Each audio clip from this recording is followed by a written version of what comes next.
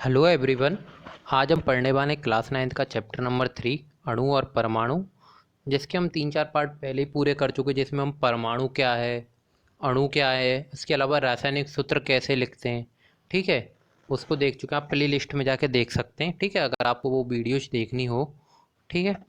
उसके अलावा हम काफ़ी सारी और भी टॉपिक्स इसमें क्लियर कर चुके हैं, जैसे डाल्टन का परमाणु सिद्धांत है, रासायनिक संयोजन के नियम क्या हैं।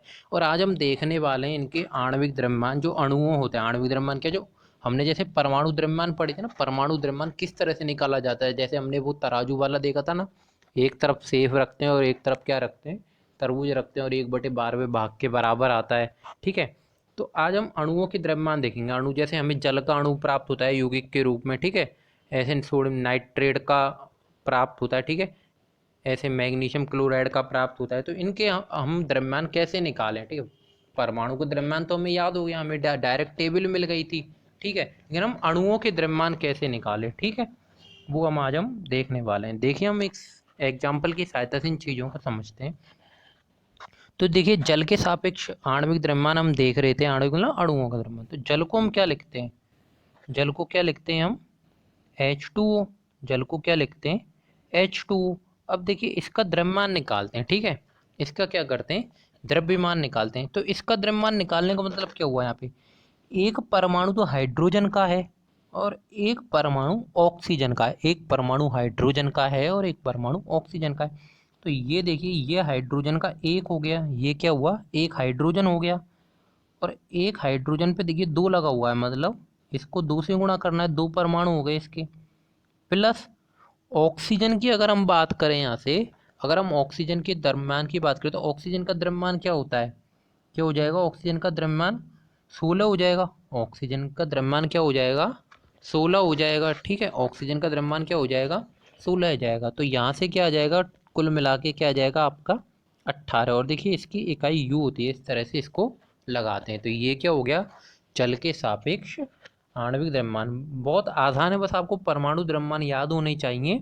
यहाँ से हम निकाल लेते हैं, ठीक है। यहाँ से सभी संगठनों के परमाणु के द्रव्यमान का योग होता है। अगर हम क्या बोलें, सभी, देखना ध्यान से सुनना क्या बोल रहा हूँ मैं, सभी संगठनों के परमाणु द्रव्यमानों का। सभी संगठक कौन कौन से हो गए, एक हाइड्रोजन, ये ऑक्सीजन संगठक, इनके परमाणु, परमाणु का द्रव्यमान मतलब हाइड्रोजन का द्रव्यमान 1 हुआ, ऑक्सीजन का द्रव्यमान क्या हुआ, 16 हुआ, ठीक है। ऑक्सीजन का द्रव्यमान क्या हुआ, 16 हुआ, और इनका क्या ले लेते हैं, योग ले लेते हैं, ठीक है। तो सभी संगठकों के परमाणुओं के द्रव्यमानों का योग होता है, ठीक है। आगे और एग्जाम्पल देते हैं, नाइट्रिक अम्ल है। नाइट्रिक अम्ल को हम लिखते हैं HNO3। अब हाइड्रोजन का क्या होता है, परमाणु द्रव्यमान हाइड्रोजन का 1 होता है, प्लस लगाते हैं। दूसरा क्या है हमारे पास तत्व, एन है, दूसरा क्या है एन, एन को क्या बोलते हैं, नाइट्रोजन, और इसका परमाणु द्रव्यमान क्या होता है, 14 होता है। तीसरा क्या है, ऑक्सीजन, तीसरा क्या है ऑक्सीजन। तो ऑक्सीजन का परमाणु द्रव्यमान क्या होता है, 16 होता है, लेकिन ऑक्सीजन के कितने परमाणु हैं यहाँ पर, 3 परमाणु हैं, ठीक है।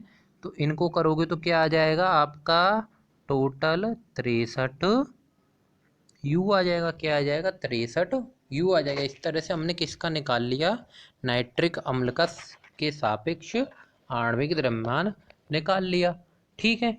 आगे देखते हैं, जैसे अब कैल्शियम क्लोराइड का सूत्र इकाई द्रव्यमान। देखिए, वहाँ पे आणविक द्रव्यमान लिखा हुआ था, यहाँ पे सूत्र इकाई द्रव्यमान लिखा हुआ, इसमें अंतर क्या है, देखिए, कैल्शियम क्लोराइड पूरा एक सूत्र है, ठीक है, आयनिक सूत्र है, इस वजह से यहाँ पे सिर्फ सूत्र इकाई द्रव्यमान लिखा हुआ। अगर हम नियम की देखें तो नियम वही है तो वही अणु बन रहा है ना, अणु का ही, ठीक है। तो निकालना वही होता है, हमें उसी तरह से निकालना होता है, ठीक है। ये सिर्फ भाषा अलग लिखी हुई है यहाँ पर, ठीक है, और भाषा सही लिखी हुई है, ये सूत्र है, इस वजह से यहाँ पर सूत्र इकाई द्रव्यमान लिखा हुआ है।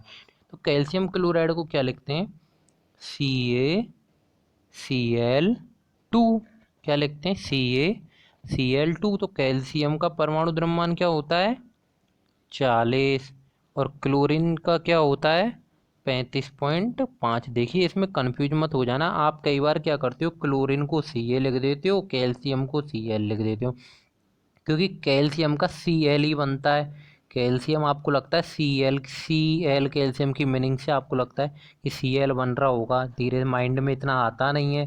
तो आप क्या करते हो Cl लिख देते हो, ठीक है। लेकिन वो होता क्या है, Ca होता है, ठीक है। तो इस चीज़ को ज़रा ध्यान रखिएगा, ठीक है। तो यहाँ से ये और इसका 35.5 के 2 परमाणु हैं, ठीक है। तो टोटल कितना आ जाएगा यहाँ से 111 यू आ जाएगा। टोटल यहाँ से क्या आ जाएगा 111 यू आ जाएगा, ठीक है। आगे देखिए, ऐसे मैग्नीशियम क्लोराइड का निकालें हम, तो मैग्नीशियम क्लोराइड को क्या लिखते हैं Mgcl2, क्या लिखते हैं Mgcl2। मैग्नीशियम का क्या होता है परमाणु द्रव्यमान 24। क्लोरीन का क्या होता है अभी देखा था इस वाले में भी, ठीक है, क्या होता है 35.5 होता है, ठीक है। और क्लोरीन के कितने परमाणु हैं 2 परमाणु हैं।